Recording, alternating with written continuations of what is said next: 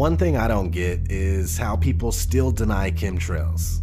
You know, for a lot of us it's common knowledge and it's easily observable. People see the shit and they still won't believe their own eyes. Their intuition is broken and they're easily manipulated into agreeing with complete nonsense from the mainstream media.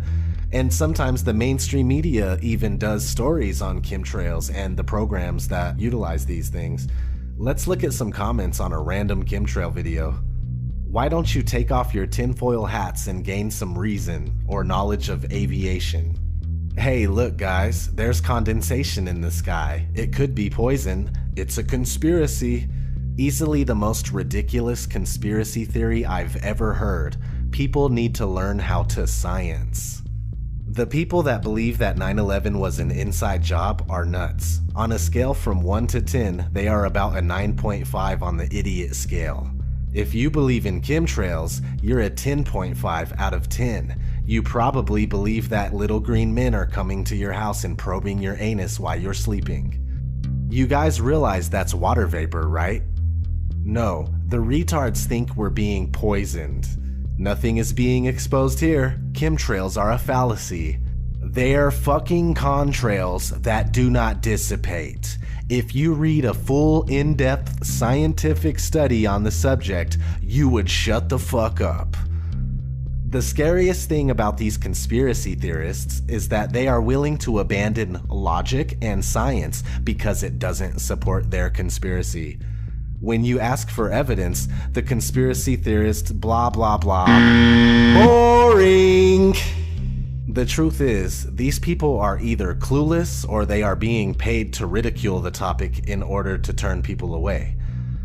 Even before I started researching this subject, I knew that chemtrails were real just by looking at them. Seeing completely blue skies turn into milky, misty, otherworldly looking alien skies, it just gets so ugly and you could see the hazy particles in the atmosphere all day. Furthermore, just take a quick look at the infamous NASA document that was leaked in 2001. It goes over aerosol warfare. So check this out. This was written by Dennis M. Bushnell, Chief Scientist at NASA Langley Research Center. Future Strategic Issues, Future Warfare, circa 2025. The future is now. There are many things in the pages of this document. I just want to briefly show you page 43, Microdust Weaponry. A mechanical analog to biomicron-sized mechanized dust which is distributed as an aerosol and inhaled into the lungs. Dust mechanically bores into lung tissue and executes various pathological missions. And here on the bottom, a wholly new class of weaponry which is legal. So is the future in 2025 or is it now? You know, that really doesn't even matter. If this paper was released in 2001, then they obviously have been working on things like this and programs like this for many years, most likely many decades. And the paper says circa 2025, which means roughly 2025. I think depending on how you look at it, the time we're living in now can be defined as roughly 2025. And check this out. We go to metabunk.org where this dude named Chuck is like, I found this supposed NASA document, is it real? And Mick West replies, it's not a new document, it's an old PowerPoint presentation from 2001. There's nothing new in it that's not in many other books and papers on the future of war or futurism in general. Then it just goes on talking that usual Mick West bullshit. So this presentation is nothing to worry about because it's a few years old? Are you kidding me?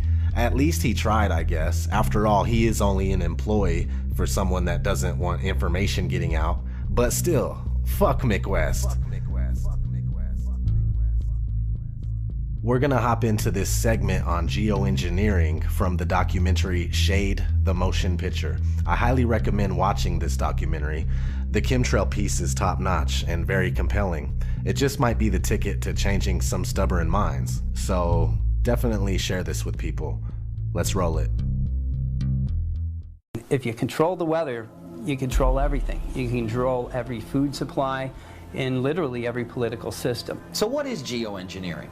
Well, it's simply the manipulation of our weather by foreign agents. Geoengineering is now defined as large-scale manipulation of the planetary environment. This is to counteract man-made climate change. This is what the Royal Society published. This is what they put out. So this is their definition, their term of geoengineering. We have this issue, which we all have to address and is of major importance to all of us, to know that people are modifying our weather. Thus, we have to look at the facts that can be proven about what's going on in the atmosphere, about what's happening, about water vapor and its impacts, about the climate and the weather modification programs that are ongoing. These are real. The public has, relatively speaking, been kept in the dark about geoengineering, schemes, plans, global geoengineering governance, and the fact that right now, under research, anyone in the world can start conducting these experiments. So we have people artificially modifying our weather in the western states.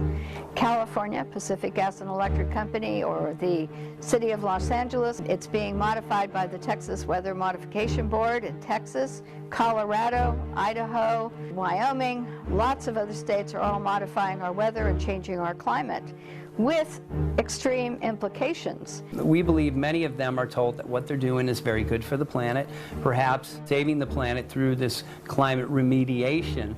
Do these operations exist? Absolutely. Just look at the USGCRP, or the United States Global Change Research Program. Congress has approved it. It goes up to the presidential supplemental budget. It is absolutely known that they are funding these geoengineering operations. Our nation and many other advanced nations have been manipulating the weather for some time now. Through government white papers and even IPCC United Nations documents, we know that geoengineering is occurring. The IPCC, the International Panel on Climate Change, has been meeting for various years on this subject.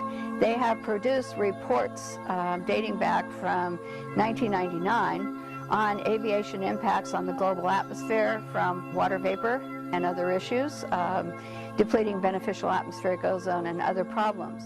A group of geoengineers, a clique, essentially a small clique, has decided that the answer to our global warming problems are to release particles and chemicals into the atmosphere. David Keith, Ken Caldeira, and a small group of these men affiliated with various universities have promoted this for a long time. One of the things that the geoengineering promoters, this clique, has been doing is that they have been able to keep any voices that would be in opposition to them or want to know about the impacts off the record. In other words, that they have become the experts to go to, and that the public and other people have no say. They go to meetings, they go to U.S. congressional hearings, which were held on geoengineering in 2009 and 2010, 3 of them by the U.S. House Science and Technology Committee. They also went to hearings of the UK Parliament during the same period of time to talk about global geoengineering governance and why these experiments should go forward. One of the people promoting geoengineering is Gregory Benford. One of his papers about doing experiments in the Arctic was that they could conduct these experiments, geoengineering experiments in the Arctic. The people there could live within the experiment. And if any harm came to them, it was okay to sacrifice them in that area in order to conduct this research, because the research was very important for them to do. The other thing he noted in an interview was that you could very easily take a little bit of aluminum and a little bit of barium, and you could produce these clouds and have impacts very easily in the atmosphere. You've got to, in a sense, engineer all these so you get the right kind of clouds for the effects we want. It is called geoengineering, fighting global warming by putting a chemical dust in the atmosphere and reflecting harmful radiation back into space. You could use barium oxide, for example, which makes big fluffy clouds. You could use tiny little bits of aluminum, which is benign in the environment, and essentially manage the climate. I was concerned about this attitude that it was okay to do this research, and that we, all of us around the world, should be willing to live in their research experiment. And this is unacceptable. Geoengineer David Keith made a statement a couple of years ago. He said geoengineering gives man godlike power. What we're finding in rain tests now around the world is what people are calling the chemtrail geoengineering footprint of aluminum, barium, and strontium. These metals match a number of geoengineering patents that were actually designed to specifically spray these metals out of airplanes into the sky for the stated goal of cooling the planet. They match what geoengineers deny they're spraying but state that they want to start spraying. If we take ground-based tests, for example, it does not prove the source of the pollution that we're finding in our soils, our air, and our water. It only tells us that something is happening which is not good, that aluminum is increasing, that barium is increasing in soil tests, water tests, and that associated problems are there. There is a belief or an opinion that the jets that leave these persistent jet contrails are spraying something into the atmosphere that would impact our health or cause other types of problems. I noticed when I started doing research in 2002 was that the trees in Mendocino County, Lake County, and other areas of Northern California were in extreme decline. It wasn't from anything we could ascertain because it was whole suites of tree species. That means redwood trees, that means oak trees, that means manzanita, that means Douglas fir. It began to occur to many of us that this decline, killing our trees, is removing a beneficial asset for all of us because the trees provide the oxygen that we breathe. They take in carbon dioxide. The trees are beneficial for maintaining stable climates. They're beneficial for watersheds, for the water we drink and the snow that comes through. All the trees that we have are assets of not only the United States but this world. At this time, there is absolute admissions by NASA that persistent jet contrails and the man-made clouds they produce are having an impact on climate. So when NASA gets involved with the military in atmospheric releases of aluminum oxide, trimethyl aluminum, and other particulates, they know that this will have a reflective quality, that the particles will stay in the atmosphere for some period of time before they come back to Earth, and that this will reduce the amount of direct sunlight reaching the Earth. The one thing we know and can prove is that rocket programs and atmospheric releases from rockets from the military and NASA and other agencies are releasing particles and chemicals into the atmosphere which can have negative effects on us. Some of the same that are said to be released by jets leaving persistent jet contrails. Well, the Air Force has been wanting to control the weather for some time. In fact, they wanted to force multiply storms. They wanted to be able to create droughts, create rainfall. Rainfall didn't exist. In fact, in Bosnia, when they were doing the war in Bosnia, they were actually seeding the clouds so that there would be no fog in the area. There's a military document called Owning the Weather by 2025. That's an expressed interest of our military. Aerosols are required to corporatize and control our weather. What we see in the sky on a regular basis, these long white trails that do not dissipate, they actually form artificial clouds and block the sun, is an expressed goal of geoengineers. Aerosols are discussed in these papers time and time again. So what are these aerosols? They talk about how they need to spray these metal particulates less than 2 microns in diameter into our upper atmosphere to shield us from radiation, and this is supposed to be good for us. David Keith talked about using aluminum oxide to be released by small airplanes or jets, and he talked about having to use water vapor as the medium, whereby an aluminum oxide gas could be sprayed into the water vapor produced by jets, and that the rate of flow, by controlling it, they could control the size of the particles. And the smaller the particle size in controlling this process, the longer these particles would remain in the atmosphere. The metal particulate, which are nanoparticles, they act as what's called cloud condensation nuclei. So when they're introduced into the atmosphere, instead of water, when it evaporates, condensing and forming as clouds, it will actually condense on this metal particulate, and instead of falling as rain, it drifts. At night, those aerosols act as a blanket and they trap heat and actually exacerbate global warming. We've seen a great increase in nighttime highs since these programs have really been ramped up in the past 10 to 15 years. We know from research recently conducted by Stanford Studies and earlier research by NASA that persistent jet contrails change our climate and are warming areas now like the Arctic and Alaska, and that aviation impacts, because water vapor is a greenhouse gas, is beginning to increase these temperatures each year dramatically over time. The issue becomes for all of us with water vapor is that it's a greenhouse gas, it's one of the major players in warming, and the jets producing the man-made clouds, according to NASA, are increasing warming. The powers that be do not want to talk about water vapor and its impacts because we could take care of that problem right now very easily by putting restrictions on the amount of water vapor that aviation produces. This small click is not offset with anyone talking about the impacts that these programs would have on air pollution, water pollution, crop production, the reduction of direct sunlight reaching the earth on human health, the reduction of direct sunlight on solar panel power production. A big concern of ours is this: geoengineering programs shred our ozone. Geoengineers are very open about this. Anytime you put particulate aerosols into our atmosphere, it will affect the ozone. We now have a major ozone hole over the northern hemisphere. The chain reaction that occurs begins to reduce the amount of direct sunlight and can reduce photosynthesis, which all crops, trees, plants, and everything need to survive. We now have an issue called global dimming. The Earth is now receiving 20% less sun than it did just a couple of decades ago. So it's of great concern. There's nothing left untouched on the planet that this does not affect. This is referred to in these documents as SRM, or Solar Radiation Management. And what does solar radiation management mean? It means blocking the sun. The USDA estimate that crop loss in 2030 will double due to abiotic stress. What is abiotic stress?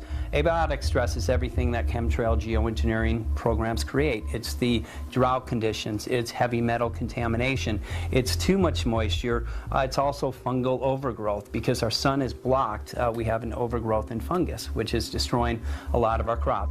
More molds, mildews, fungus, and pests are able to proliferate because of the warmer temperatures at night caused by the man-made cloud cover produced by the jets.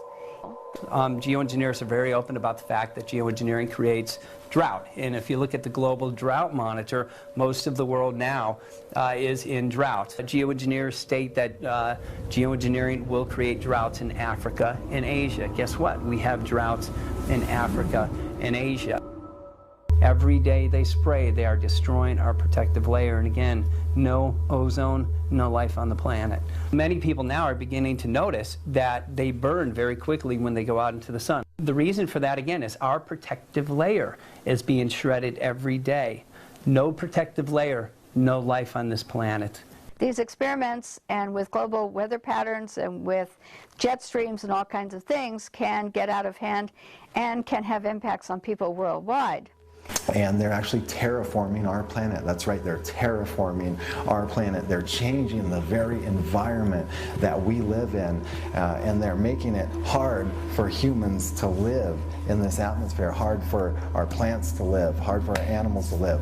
We are not going to have a future. This is a big issue. Yes, we can geoengineer our atmosphere, but we're also working on geoengineering the oceans with ocean iron fertilization program, which was and has been initiated to show that it's not successful and causes harm to our oceans.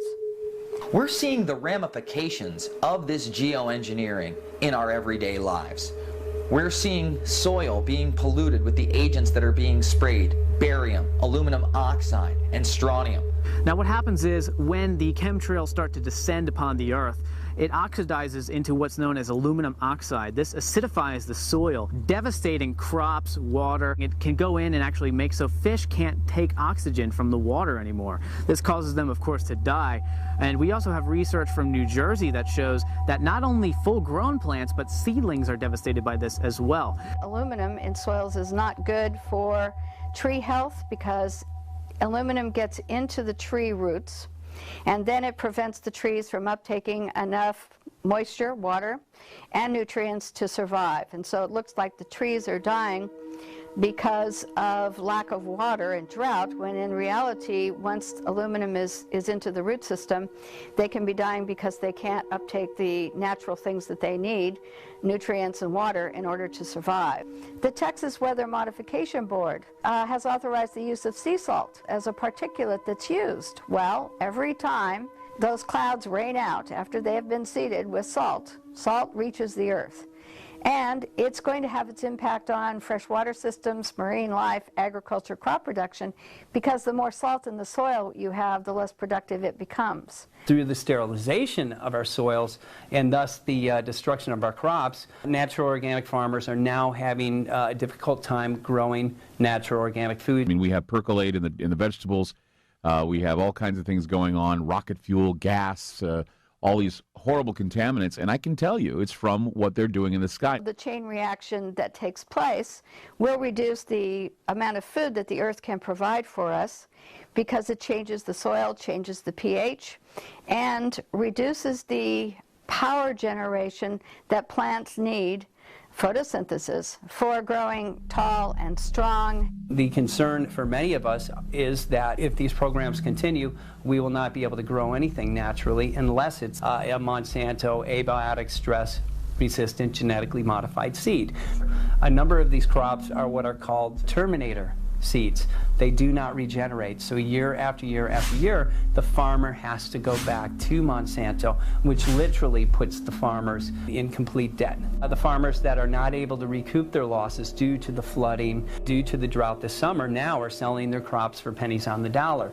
There's a company that's owned by George Soros now that is buying up that property, again at pennies on the dollar. That's an objective of Agenda 21. Once these entities have complete control, they can literally control what crops grow, how much grows, how many people get food. These are natural systems. But through the death and destruction of our natural systems, they come in with their solution, which is genetic modification. And in that genetic modification, they literally usurp the authority of nature or the authority of God, and they bring it under the authority of corporations. The sun drives life here on our planet.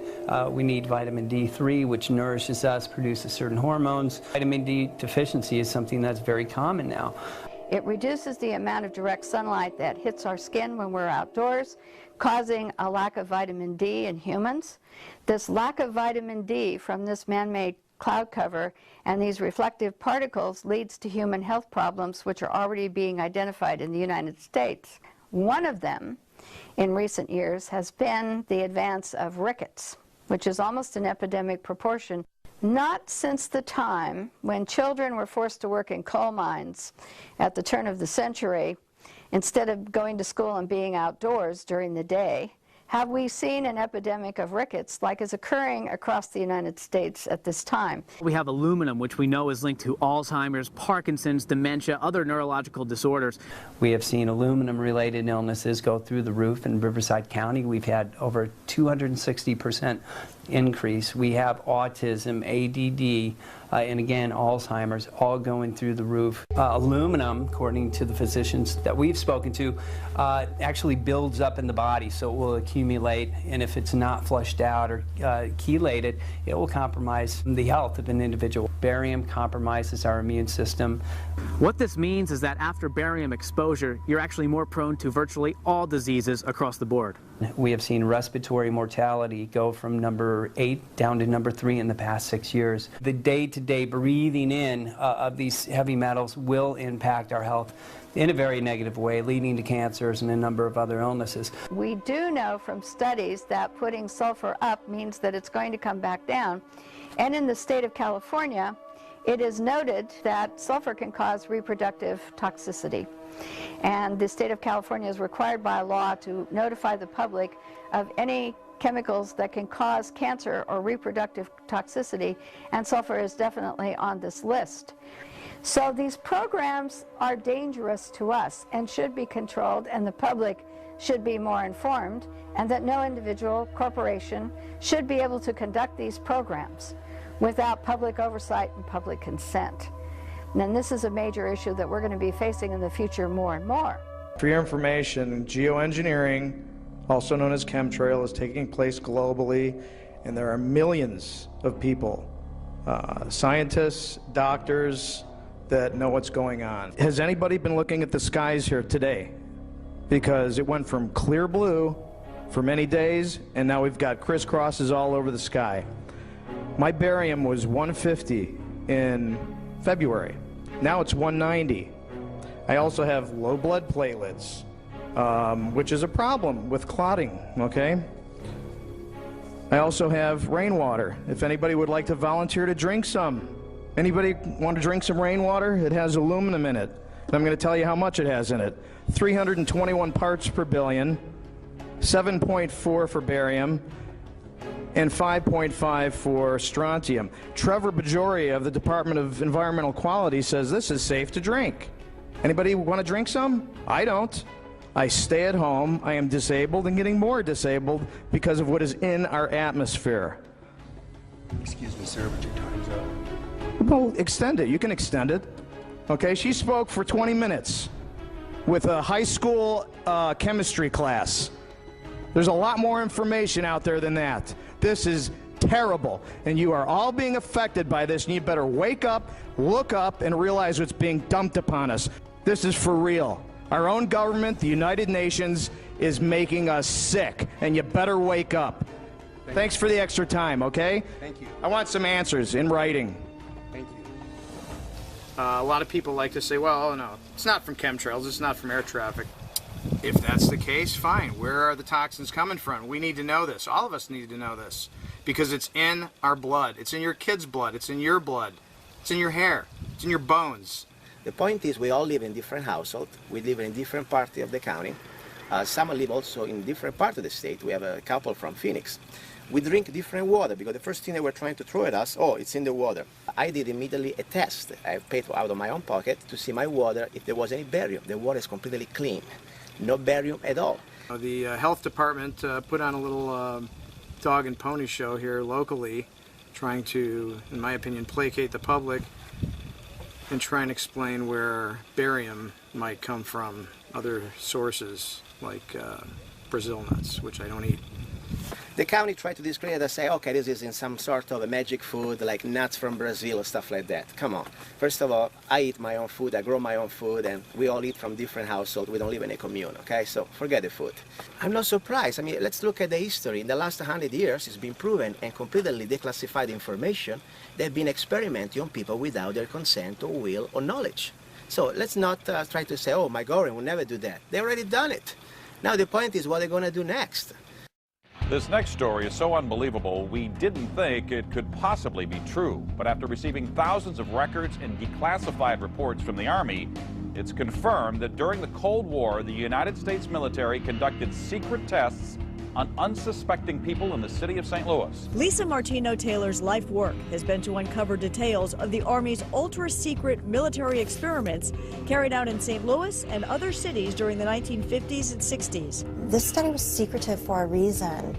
They didn't have volunteers stepping up and saying, yeah, I'll breathe zinc cadmium sulfide with radioactive particles. These Army archive pictures show how the tests were done in Corpus Christi, Texas in the 1960s. In Texas, planes were used to drop the chemical, but in St. Louis, the Army placed chemical sprayers on buildings and station wagons. City officials were kept in the dark about the tests. The Cold War cover story was that the Army was testing smoke screens to protect cities from a Russian attack. The truth, according to Martino Taylor, was much more sinister. After enough time goes by, the truth either gets completely hidden or it gets exposed, but still nobody does anything about it. We have to do something about this. Alright, so if you watched all of that, I really appreciate it. I'm gonna end this video with a clip of a video that I found on the Of Geometry channel entitled Pilots, Doctors, and Scientists Tell the Truth About Chemtrails. Check out that channel for some good chemtrail videos. As always, this is ODD TV. Thanks for watching. Aircraft making a condensation trail is very similar in many ways to when you go outside on a cold day and exhale. You create a condensation trail. That little cloud is a condensation trail. Now, if you take a 2-mile walk on a cold day and you can turn around and you can see your condensation trail tracking all the way back for 2 miles. That's how crazy it is to think that what we're looking in the sky is actually condensation trails. The contrails, not the chemical, the contrails occur because of cold air, minus 30. It takes high altitude, around 30,000 feet plus. There's carbon dioxide and water vapor in that exhaust. That turns to ice crystals, and that's what you see, the white stream behind it. Those white crystals of ice warm up, dissolve, and the smoke goes away. And it never lasts more than a minute. What we're seeing now, and I first could not believe it, and I started looking at the skies, and these are not normal, they're not natural. There's something going on. I don't know who it is or why they're doing it. All I can testify is it's not natural and it's not normal. It's got to be some outside influence doing that. Thank you. I'm here to give you testimony that chemtrails, they're not contrails, are indeed real. They're spraying almost every day. I watch the clouds and watch the spraying program going on. I want to tell you that we're in very great danger from the pollution that's coming down over us. And we've been led astray by the military-industrial complex, and they're responsible for the cloud's creation and weather manipulation programs. They're dark operations. That's why they're not out in the media. I look around and I see people are starting to look up and see this. Many times I've spoken about chemtrails, and I get this blank look on my face. What are you talking about? I'm saying, look up. As a pilot, before I fly, I look up. And so, boy, they're really out there working. When you look up at the sun and you see a white haze, that is aluminum floating in the air right now, and it's coming from the aircraft. There's a huge amount of aluminum being found because these sprays have aluminum, strontium, barium, manganese.